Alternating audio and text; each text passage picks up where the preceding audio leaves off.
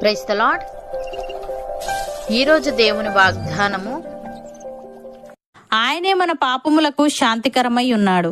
మన పాపములకు మాత్రమే కాదు, సర్వలోకమునకును శాంతికరమై ఉన్నాడు.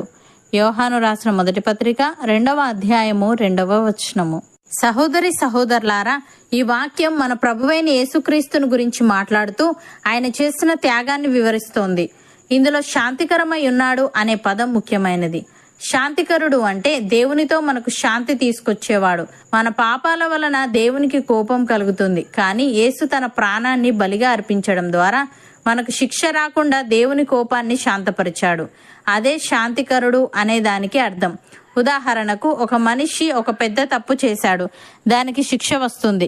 కానీ ఒక మంచి వ్యక్తి వచ్చి అతడు చేసిన తప్పుకు నేను శిక్ష అనుభవిస్తాను అని చెబితే ఆ మనిషికి శిక్ష రావడం లేదు. అలానే మన పాపాల శిక్షను యేసు తన మీద వేసుకున్నాడు. ఆయన మన పాపములకు మాత్రమే కాదు, సర్వలోకమునకును శాంతికరమై ఉన్నాడు. దేవుని ప్రేమ ప్రత్యేకమైనదే కాదు, విశ్వవ్యాప్తమైనది. ఆయనను నమ్మిన వారైనా నమ్మని వారైనా ప్రతి ఒక్కరి కోసం యేసయ్య చనిపోయాడు. ఆయన ప్రేమలో ఎవరు మినహాయించబడలేదు. ఆయన ఇచ్చే రక్షణ ప్రతి ఒక్కరికి అందుబాటులో ఉంది.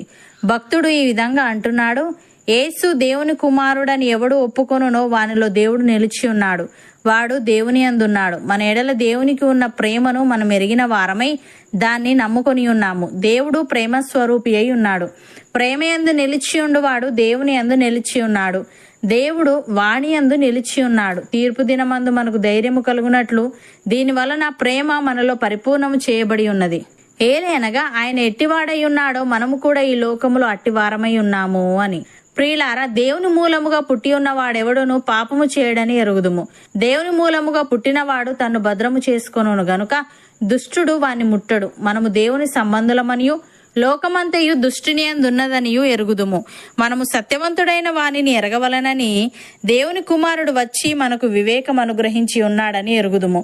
మనము దేవుని కుమారుడైన యేసుక్రీస్తునందున్న వారమై సత్యవంతుని అందున్నాము. ఆయనే నిజమైన దేవుడును నిత్య జీవమునై ఉన్నాడు.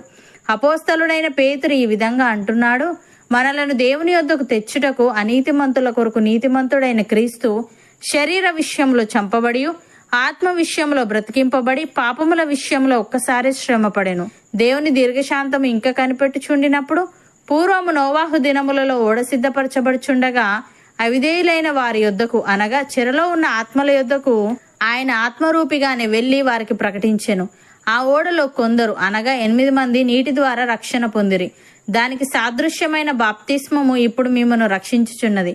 అదేదనగా శరీర మాలిన్యము తీసివేయుట కాదు గాని యేసుక్రీస్తు పునరుత్థాన మూలముగా దేవుని విషయము నిర్మలమైన మనస్సాక్షినిచ్చు ప్రత్యుత్తరమే.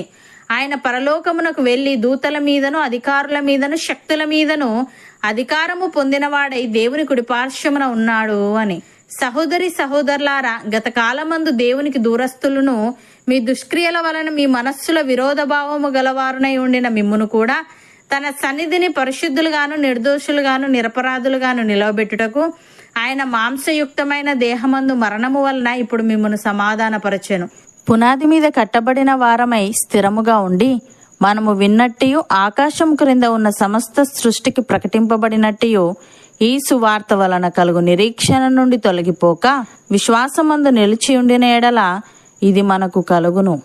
నమ్మిన వారు నాతో పాటు ప్రార్థనలో ఏకీభవించండి. పరిశుద్ధుడా, ప్రేమగల తండ్రి, జీవముగల నా యేసయ్య, నీవే మా పాపములకు శాంతికరమై ఉన్నావని, మా పాపములకు మాత్రమే కాదు సర్వలోకమునకును శాంతికరమై ఉన్నావని, నిన్ను నమ్మిన వారైనా నమ్మని వారైనా ప్రతి ఒక్కరి కోసం నీవు చనిపోయావని, నీ ప్రేమలో ఎవరు మినహాయించబడలేదని నీవు తెలియజేశావు.